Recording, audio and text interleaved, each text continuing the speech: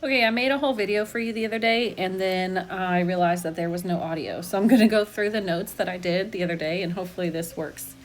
Lesson 81 is on law of cosines. So a few weeks ago, we learned law of sines, and we use law of sines if we have a triangle that's not a right triangle. This is right triangle.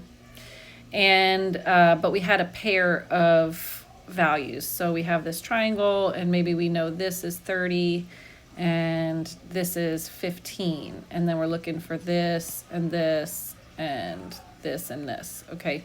But if we have that pair of values, then we have a known ratio, and then we can set it up to find something that's missing. So that was law of sines. But now we're going to talk about law of cosines. So the general rule for these is that if we know that it's not a right triangle, so start there, it's not a right triangle, because otherwise we can just use basic trig. So if you know a pair, an angle and an opposite side, then we use law of sines, okay? If we don't know, then we're going to use law of cosines. And so this is law of cosines. If you have this triangle here, and this side is P, and that angle opposite is big P, then it starts out kind of like Pythagorean theorem. P squared equals A squared plus B squared. But then we do, so that's your sides. These are all sides. Here. Minus 2 times A times B, so that's sides again. Cosine of the angle, P. Okay? So that's going to be the angle that you know. Luna off. All right, so then here's an example, 81.1. Here we have this triangle given, and it has given 36, 7, 10, Y, and M. Okay, so that's what's given to you. I'm just going to walk you through it since I already wrote it. All right, so we look at this, we know it's not a right triangle, and we don't have a pair. See, I'm missing this side here, this side X. So we don't have this pair of values, so we can't use law of sines. So we're going to use law of cosines.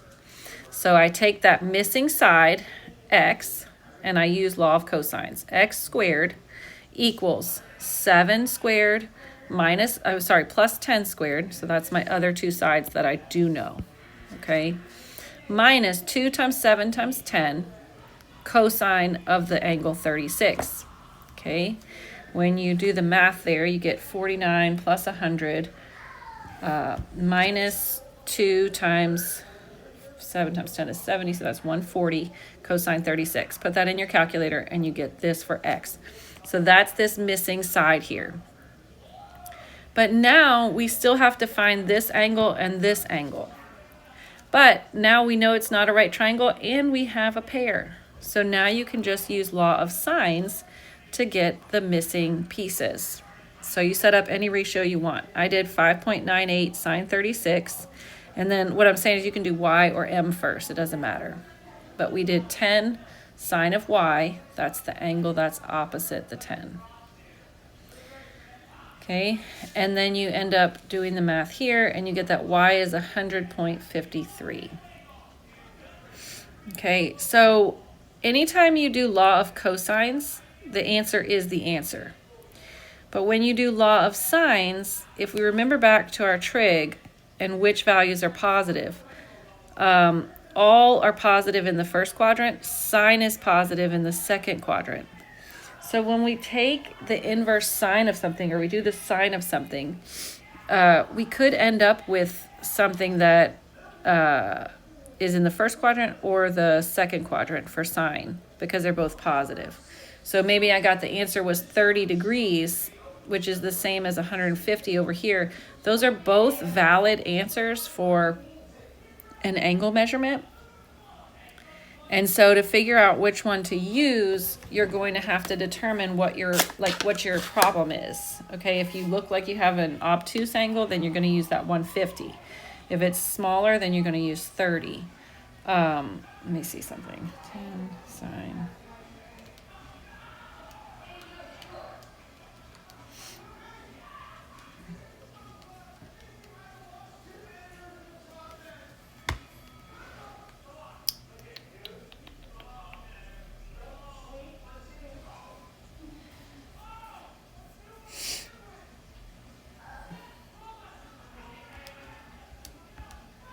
Yeah, because this one, when you actually work this out and you do inverse sine of this, you get 79.39 degrees. Okay, and then if you do 180 minus that, then you have this one.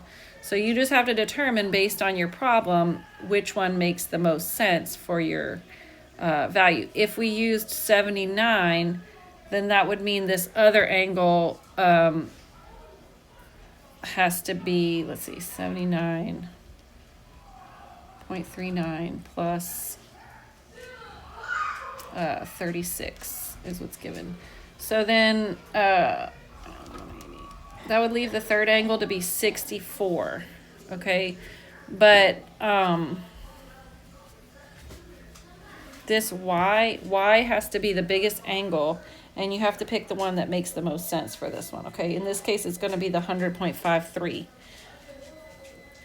When you do cosine, anything bigger, cosine is positive down here, and it's going to be huge down, it's going to be something really big that can't fit into a triangle. So that's why cosine doesn't give you an ambiguous answer. Okay, so then to get what's missing, m, you just subtract 180 minus the second angle minus the 36, and you have what's left. Okay, so that's m. All right, so 81.4 is this example. It has two cables that are attached to a long pole. Okay, the long cable is 150 feet. Oh wait, what did I do here? Oh, I did it twice. There you go. Okay, the long cable is 150 feet, and this distance here between the cables is 50. And so we want to know the length of this shorter cable. Okay, so we're going to set it up, law of sines or law of cosines. We have to look. Well, I definitely don't have a right triangle here. And so I need to decide. You have to check it. Check the cable. I did, but I don't know if you want it to be gooey or crispy. Okay, so we're going to set it up law of sines because we have this angle and this side. So we have a pair. So now we can do law of sines. Okay, so it's just a ratio. 50 is to the sine of 15 as 150 is to the sine of b, this missing opposite angle here. Okay, because we have to like get through those first to find this side here. All right. I guess technically you could do that first. Let's see. No, you don't have this angle. You don't have this angle or this side, so you can't do that angle first. So set it up here, and then we cross multiply, and we get that 50 sine of b equals 150 sine of 15. So now divide both sides by 50, and that reduces to 3 sine 15. It gives you both of these answers, and you have to figure out which one is appropriate for this answer. So we can look at our triangle and we see that this is an obtuse triangle, so B should be obtuse. It should be bigger than 90.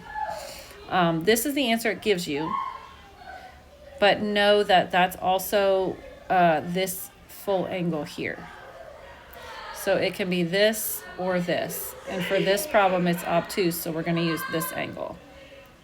Okay, and then to find this third missing angle, we just do 180 minus that 129.06 minus the angle that was given, and here's my angle that was missing. So now, seems like a lot, you have to do law of sines to find that missing length of that short cable here. So short cable L is to the sine of that opposite angle, as 50 is to the sine of 15. So when we solve that, we get that the length of the cable is 113.39 feet. And that makes sense because this one's 150, so it would make sense that that's 113.39. We needed something shorter. Okay, lesson 82 is on logarithms. It's for evaluating exponential equations. So something where I maybe have 3 to the 2x plus 7. All right, where my exponent contains my variable. There's no way to really release that or free that to be able to solve for x. And so we're going to take the log of it. So remembering our log rules, that if we just see this log x, it's understood to be log base 10. And then natural log is understood to be log base E.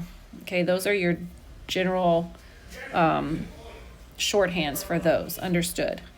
So remember what we do when we have log base 10 of 10 to the x. What that means is we can take this exponent and move it to the front to where we have x log 10. That's one of your log rules from one of the previous sections on logarithms.